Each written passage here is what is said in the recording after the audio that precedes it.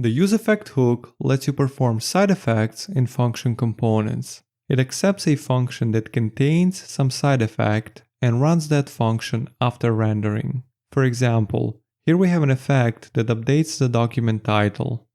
Effects are declared inside a component, so they have access to its props and state.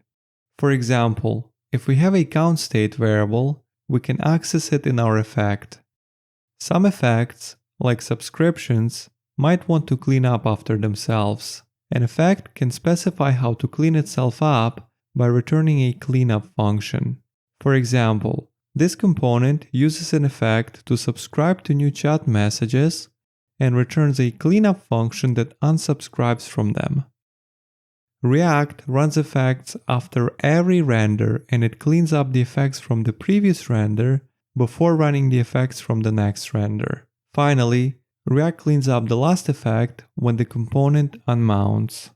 Cleaning up and running effects after every render might result in performance problems. To deal with that, you can tell React to skip running an effect if certain values haven't changed. You can pass those values inside an array as the second argument to useEffect.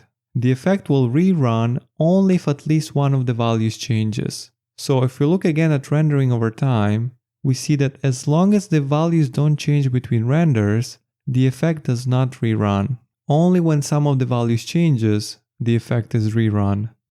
In the following example, React reruns the effect only if the count variable changes between renders.